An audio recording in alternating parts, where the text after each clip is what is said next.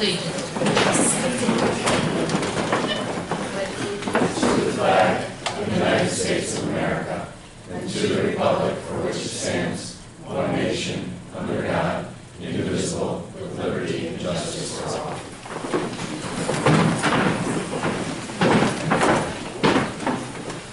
This is the public session of our agenda. Anyone wishing to get up and speak, you're welcome to come to the mic on agenda and non-agenda items.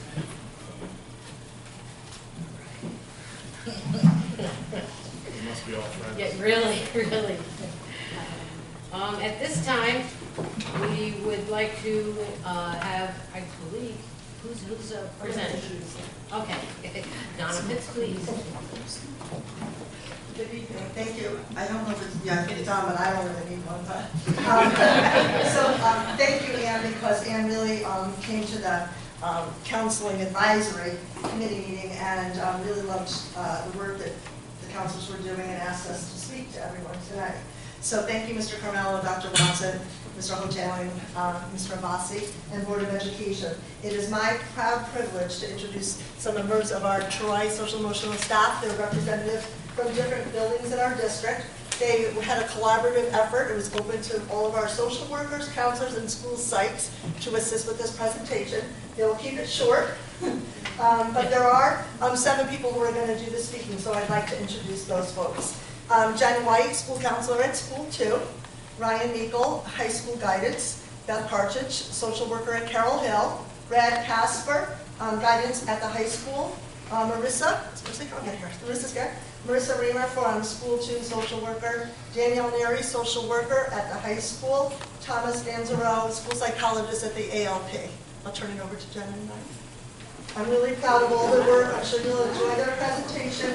They've been doing outstanding work in a time when we have, unprecedented social, emotional trauma and mental health needs, and I think you'll be impressed by their presentation.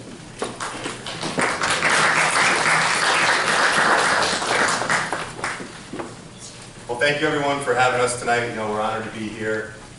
Like Donna just said, this has been unprecedented times for all of us in our schools, in our community, for our school counseling staff, our psychologists, and our social workers.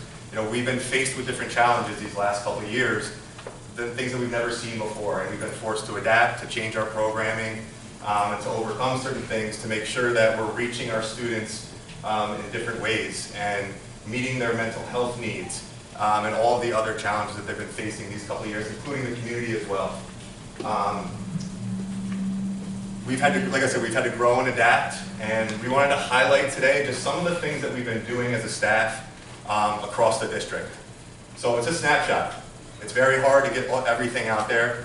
We met these last couple of weeks and we were talking, and we could come up with these large lists. We want to share what we're doing with our students. But again, so we're just going to go over today briefly some of the things we've done across the district, all from elementary to middle to high, and we're going to give you some ideas of what we've been doing. So the SST, our student support teams are across the district. Every building, every level, middle school, high school, and all the elementaries have one.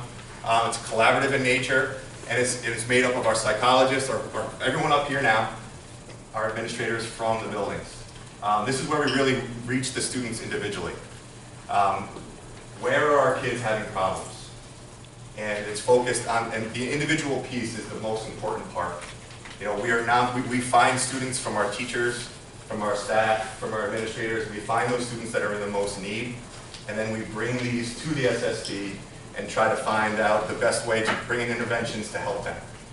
That's been really our biggest piece. Some of the things that we talk about can be anything from exposure to trauma, community violence, the stressors from the pandemic, which is school closings, absenteeism from the pandemic. That's something we've really addressed over the last year or so.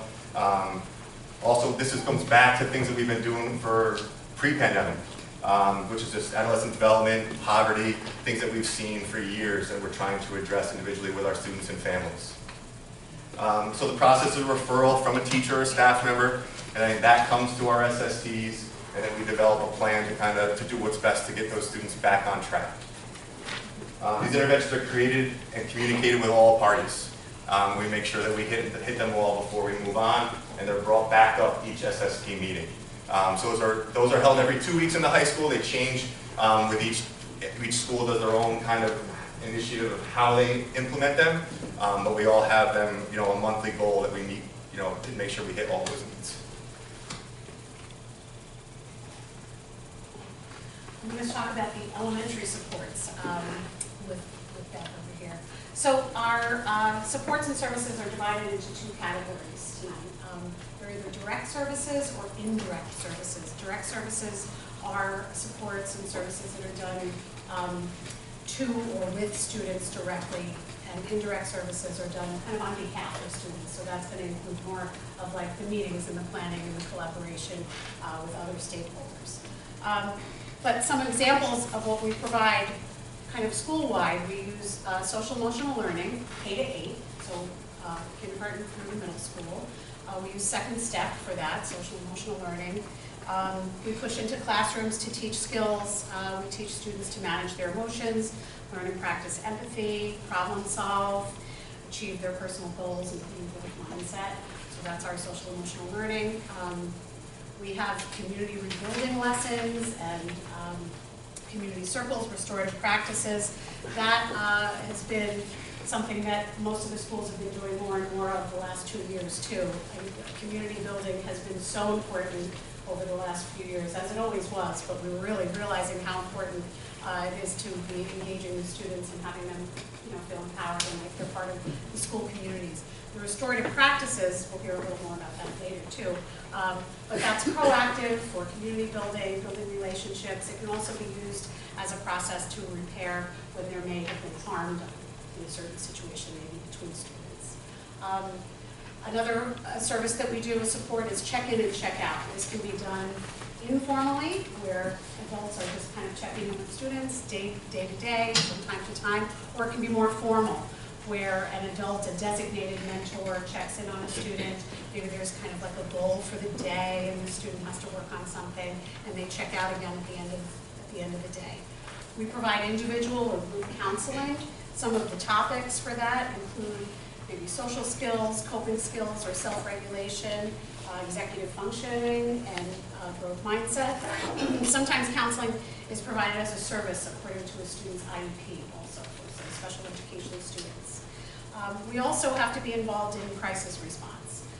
Sometimes that's responding to an individual student's needs. It may be responding to the needs of many after a crisis, as in something in the community, or I don't know if people have heard they're starting to consider the pandemic as maybe one of those adverse childhood experiences. So all of us have experienced that too. So responding to a crisis, sometimes that may also include doing kind of like a risk assessment or a safety contract with the child if they've made statements of self-harm.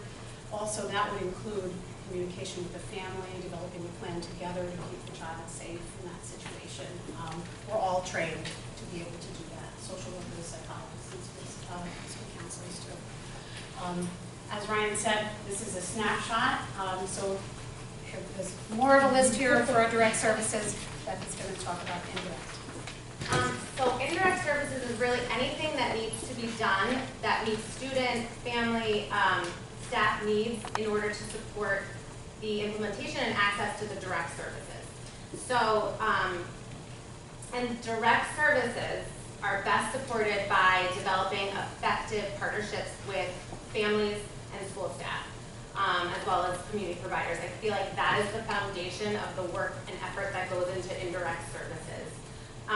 So this obviously involves a lot of collaboration and communication with the student school staff, service providers, community service providers, the administration, in order to gather all the necessary information to plan and develop and implement an effective intervention, as well as to monitor it. So that takes, in order to put in place an effective intervention where you see progress, it takes a lot of communication and consistency.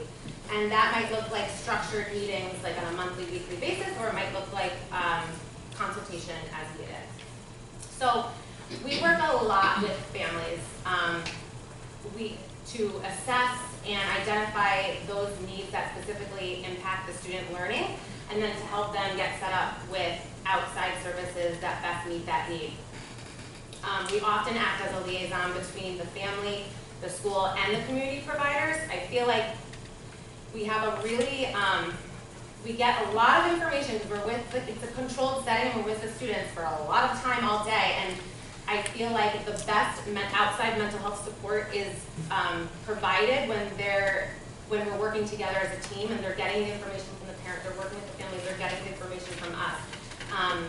I feel like student needs are best met when it's a kind of a holistic approach like that. So we might kind of address the student need, like Jen was saying, like address a crisis, and then communicate with the family, help support them to get set up with an intake, and then at a mental health agency, and then continue to communicate on an ongoing basis to support the students functioning at school. So that is indirect services at the elementary level, a little snapshot of a lot of communication and partnerships with people. And so in middle school and high school, there's considerable overlap in the programming, but that just varies over the different grade levels, so the content will be a little bit different. Some notable examples of direct services in the middle school and high school would be individual academic support and planning, and some college and career counseling, and that each counselor does on an individual basis. As far as the indirect services, some notable examples are the collaboration with teachers and parents, school staff to identify the student needs and how we can best address them. Really, the SST is the best way that we mobilize our collaboration. It's the primary indirect service that leads to how we formalize and deliver our direct service.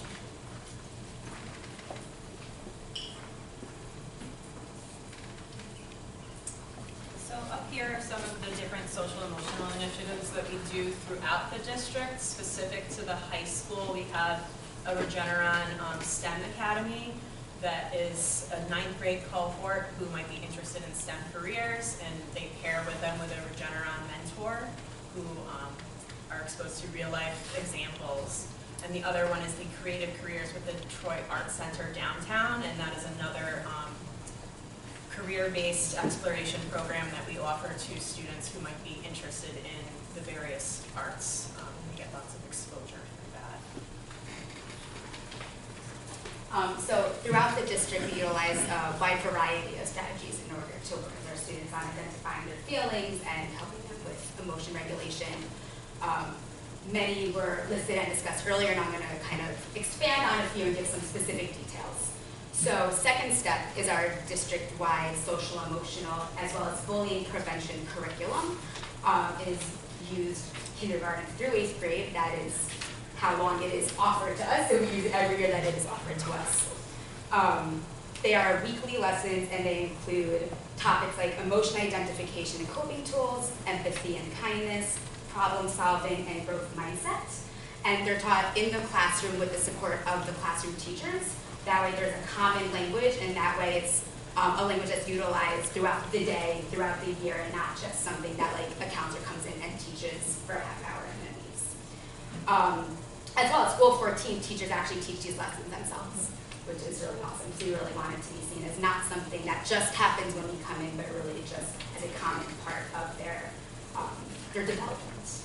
So other strategies taught to our students as well are the Zones of Regulation curriculum, yoga, and mindfulness, and they all help the students identify how they feel and build a toolkit of a variety of strategies to help them self-regulate so they can just do and feel their best. We also really appreciate our district's partnership with Rebecca Megan, who's providing valuable support and knowledge and resources for us as well.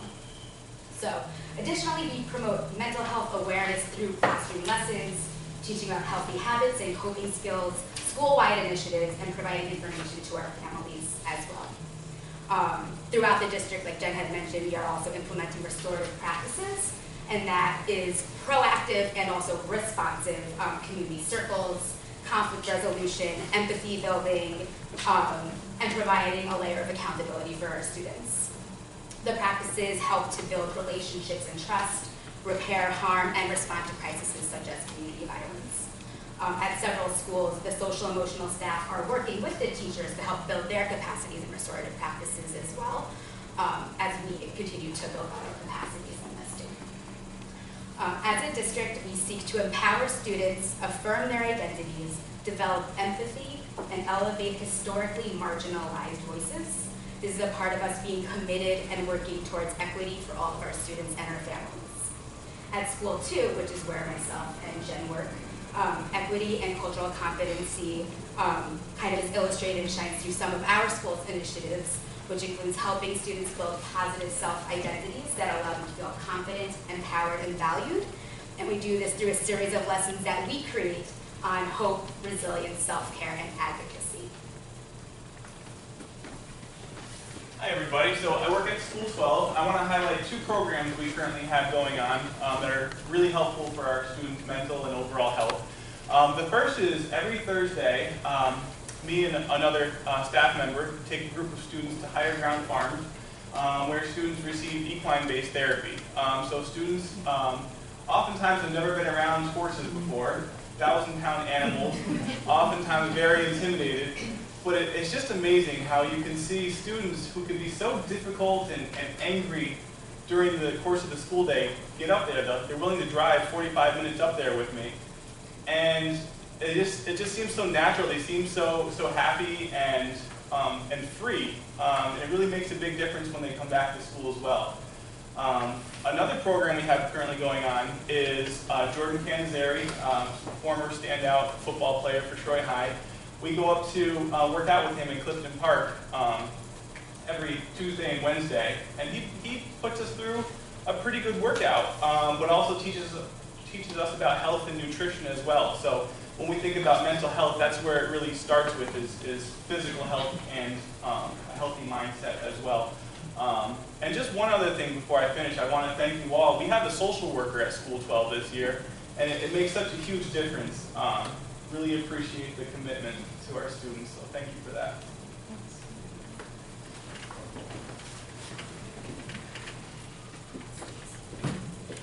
So I'm going to speak one more time just about the fact, as we've touched throughout this presentation, we do a lot of things on both an individualized and a school-based, as well as connections that we make within the community.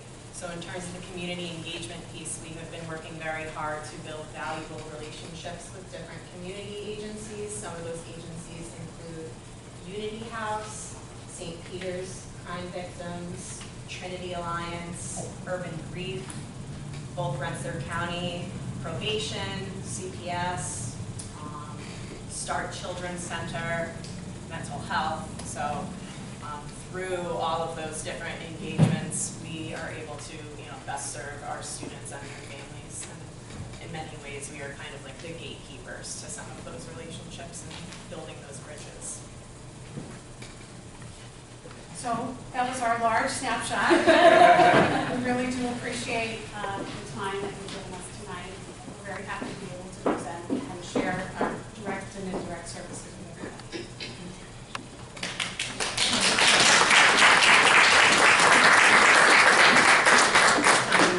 I want to thank you all for all of your work in putting this presentation together and for your tireless work every single day with our students, and the board for supporting all of our social emotional staff. Thank you. Thank you.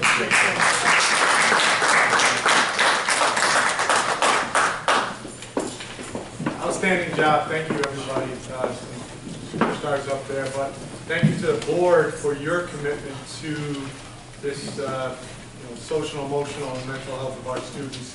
As you know, we've been doing our board budget presentations, and with the federal money and with our state money, that's one of certainly our priorities, and the board has supported that for the last 5 or 6, maybe more years that we've added every year to that, and it's needed more now more than ever. So great job presenting, but also thank you for all you do every day.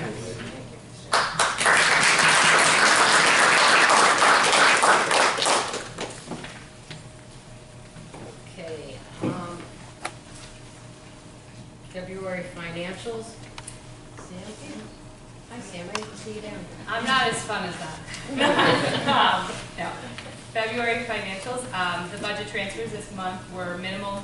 We we'll have a lot more in the next few months that are just for our end of year purchasing. Purchasing actually ends tomorrow for the buildings. In February, the auditor reviewed 300 claims totaling $6.9 million.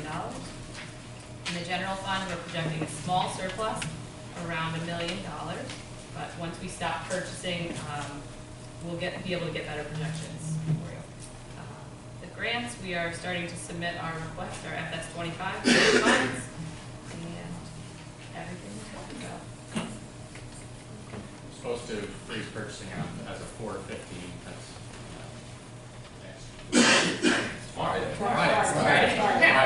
Right. So cleanup will begin at that point in time. We'll be able to determine the year-end cost. Anybody have any questions on the financials? Okay, thank you. Policy review, Mr. Carmella? So we had a policy meeting third week in March. Before that March meeting, second meeting. We sent them in the Friday report, March 25th Friday report. I can go through most of the things. So we get updates from NYSBA, and those updates could be just suggested changes. They could be based on new laws or new legal things. They could be based on new SED regulations. A couple of these changes you saw in the write-up in the Friday report were based on an audit that we had from SED. That it seemed kind of silly, but there's actual certain words they needed. So for a couple of them, you just saw the word agent had to be added. So it was staff, administration, board members, agent, which means anybody that we contract with. So some of them were as small as that, adding a word or two. Some of them were a little more substantive. So I'll answer any questions. The one I wanted to really point out was the 2160, which is the School District Officer Employee Code of Ethics.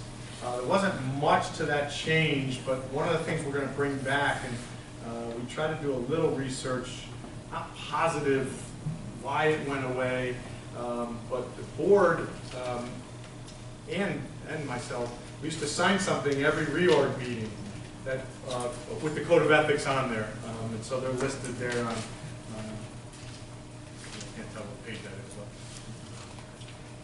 but 2160E in the handout that we sent on the 25th.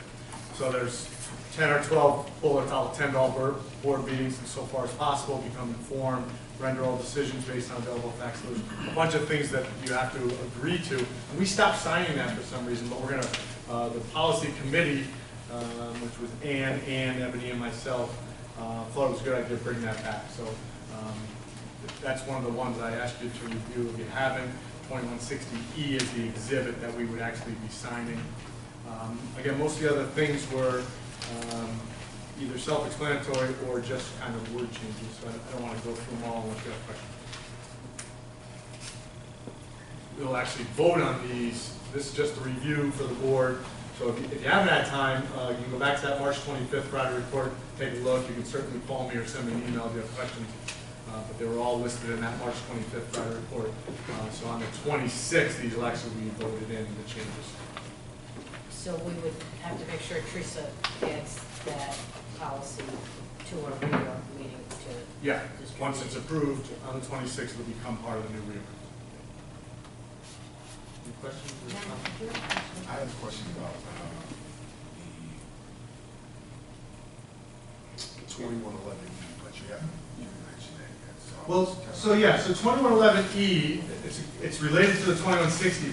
So we're abolishing that because really 2111E was the Code of Conduct exhibit, but it really wasn't tied to 2111. I think it was misplaced.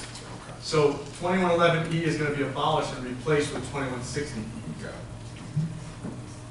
I think everything's included. It covers everything that we're abolishing. Yeah, I mean, a lot of it was the same. It just was under a 2111, which is really about employees, so it really didn't make sense to keep it there, so we just moved it. Any questions? All right, thank you. Budget discussion, final draft, Mr. Carmella. Okay, if you look through your, I don't know get up for this one. If you look through the handout, there's not much there because we were really done, and we said that we were going to be done on draft 2. You want me to get up, Rosemary? You want to see my new suit anyway.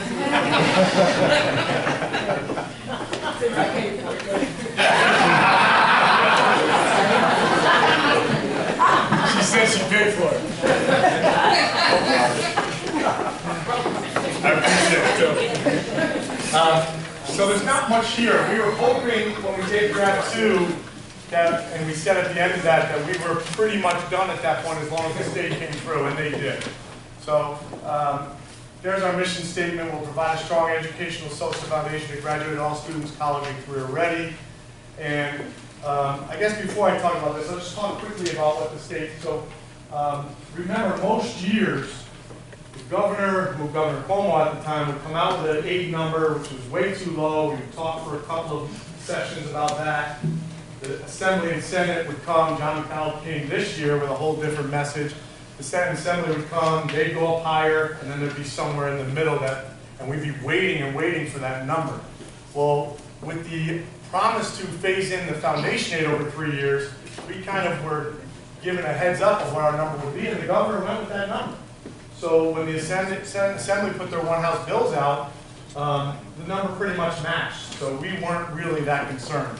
There was a lot of things happening in the budget, and actually it was a week late, because they were talking about bail reform, they were talking about the Buffalo Bills Stadium, and a whole bunch of non-education stuff. And we kept in touch with John McDonald, and I said it when he was here, he's so great about being accessible and available to us, just to make sure that none of the sticking point was anything to do with education aid, and it wasn't. So when it came out, it was just as we had hoped. It was like a $40,000 difference, but it was really negligible.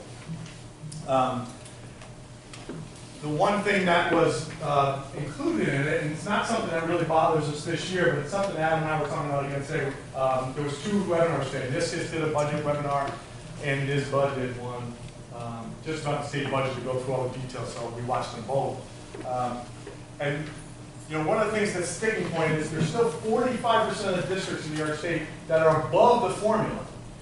And even those districts are getting a 3% increase. So again, for us this year, because we're getting the money that we need, that we're going to be fine. At some point, they're going to have to correct that. Remember how upset we used to get when those districts would get any increase when we were $9, $10, $11 million underfunded. So that's still there that they are given, and 3% is a lot, I think, for districts that are already above that max that they're supposed to get.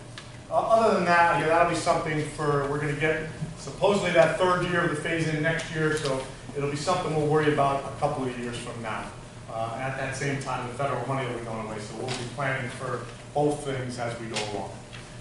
Remember, our tax cap was 1.15. I think we all agreed that we'll go for a 0%. This will be the 2nd year in a row for our taxpayers to have a 0% tax levy. And then I was just looking at the last 7 years, and at the budget hearing, we'll have all these details. It won't, I'll have slides with all this information. But over the last 7 years, it's a total of 5% increase. Total. We have 3 zeros in there. We have a 0.5% in there. And then a 1 and a 2. So really we're talking about less than 1% a year for the last 7 years. So fiscally responsible for sure, I would say. This is a repeat of our draft slide. So this year's budget is 115,293. We have draft 1 that got adjusted in draft 2. Remember, we added to that transfer to capital. The dollar change has an asterisk there. Remember, that dollar change includes the $7 million transfer to capital. That's going to help with the inflation problems with the capital project, the supply issues, and all the other things, the labor shortage, all the things that are going on that are increasing those costs for us. And there are some other things that have come up with the building condition survey, so we'll be able to use that $7 million for some of those as well. The dollar change without that capital project stuff, or the transfer in there, is $4.6 million. Again, a reminder where that's coming from. About half of that is just to maintain everything we have with the increased salaries, increased health insurance, increased costs of maintaining the things we have, and then the additions that we talked about over the last couple of meetings were the other 2.1, 2.2 million. the percent without the capital transfer is a reasonable 4%. Again, we get that 4% increase in the budget with a 0% tax levy increase. The other thing I want to make sure people are aware of is our community parent meetings that are going to be coming up after break. So we got 2 of them on May 2nd. We purposely have School 18 second that night so we can spend time not only on the budget presentation, but also address any concerns. Adam and I will be there, and any board members certainly that want to join us, to address some of the questions they may have about their move to School 12, which is now coming up next school year. And so we'll have to start we are getting ready for that, but I'm sure they have, last time they were here, they had a lot of transportation questions. We have actually a couple of ideas since then. We'll put them in the Friday report for the board to hear them. Make sure you're okay with them before we tell the community on May 2nd. But we put that one second on purpose so we could stay a little later if we needed to. And then 3 others a couple weeks later on May 12th. The budget hearing, which will be here at the regular board meeting, is May 4th. And that's also Meet the Candidates Night on May 4th, if there are, in fact, more candidates than spots. And the budget vote is May 17th. We've done it. Questions, comments? I have one question. Yes. You tell me. I can't wait to hear what it is. Are you saying that the school 18th is going to go on First Street down there where you are? Yeah. Just for a year. I want to be at that meeting. Okay. Any other questions?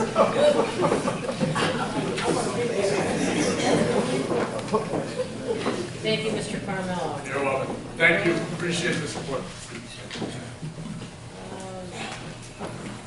Action items. Motion on the floor for the approval of item A, approval of minutes for March 16th, 2022. Second. Discussion. All those in favor? Aye. Opposed? Superintendent recommendation, human resources, staff matters, unclassified and classified. At this time, I'd like to make an amendment to classified item number 6A. Moving almost 6A, moving it from .05 to .45. Second. On discussion, that is, we're moving a salary from .5 to .45. Okay. Anything else on discussion? All those in favor? Aye. Opposed? Superintendent recommendation, human resources, staff matters, unclassified and classified. Motion on the floor for unclassified consent agenda items 1 through 8. Second. That was That's the next one. the next one. I appreciate it. Yeah, you got it. Okay. Did I get a second on that? Okay. Yeah, I think that was it. Discussion? All those in favor? Aye. Opposed? Motion on the floor for consent agenda item as amended. Consent agenda items 1 through 9. Second. Discussion. All those in favor? Aye. Opposed? I did have something for consent, or for our last vote.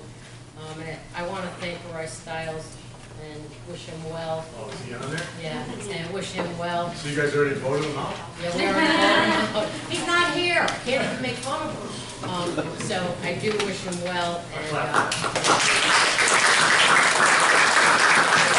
he will be missed.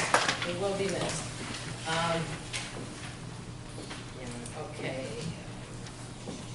Superintendent recommendation programs. Motion on the floor for consent agenda items 1 through 6. Second. Discussion. I'd like to say I am so happy to see the Bells driving to school, going down to School 12.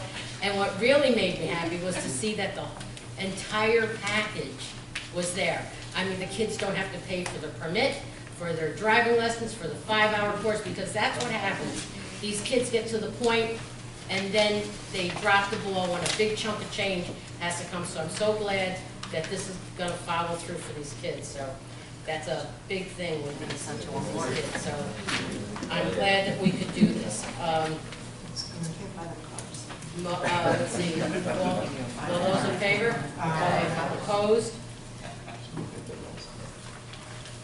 Superintendent recommendations, business and finance, motion on the floor for consent agenda items 1 through 4.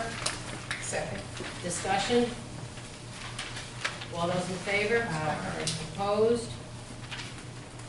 Motion on the, did we vote on these? Motion on the floor for budget vote and BOE, motion on the floor for consent agenda items 1 through 4. Second. Discussion? All those in favor? Opposed? Motion on the floor, board resolutions, motion on the floor for consent agenda items 1 and 2. Second. Discussion? All those in favor? Opposed? Now district announcements. Future meetings, April 26th at School 14, 6 p.m. It'll be in the cafeteria, right, Adam? There's going to be a testing on this. Yeah. Okay. Okay. I don't know if that was confirmed yet. Yeah, okay, yeah, but we're tentatively, yeah, it's confirmed. May 4th, here at the middle school, 6 o'clock, May 18th, here at the middle school, 6 o'clock. Important dates, I think you went over those, most of them? So please, we can't, if you have neighbors, friends, parents that you know, we can't tell you how to vote, just get out and vote. We need all the support we can get. And my favorite part of the meeting. So what?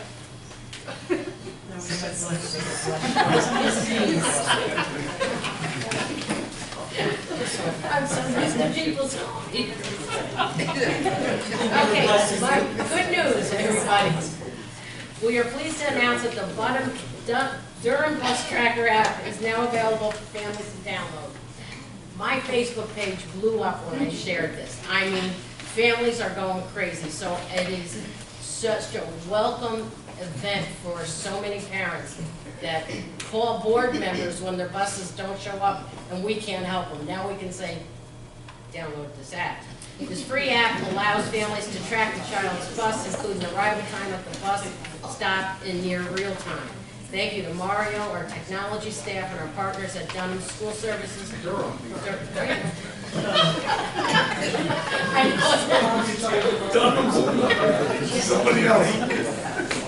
Durham School Services for their work to bring this online. I am receiving great feedback from parents about this app. One of the things we were going to talk about was what the School 12 kids are doing with the horse, so I'm so glad you brought that up, so I don't have to, they don't have to listen to me. School 16 is once again collaborating with the Sage Theater Institute through stage hand programs during the first week of May. Students in kindergarten and 4th grade will participate in the program, learning the various elements of acting and theater during a series of workshops and attending the Sage performance of the musical adventure of Flat Stanley on May 13th. Nice.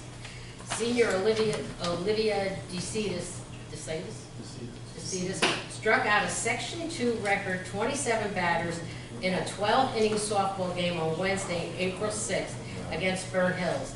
She finished one strikeout shy of the state record of 28. Is that awesome? You know, along with teammates Kate Pryor and Olivia Ashline, were also named to the Times Union Best of Section 2 for the first week in April. So that's really great news. I'm so glad that Troy is getting back into sports, getting back into the news, because we need that momentum back in our sports teams. Anything else? Anybody want to add anything? All right. Motion on the floor to adjourn. Second. All those in favor? Opposed? Or you just want to hang out for a while?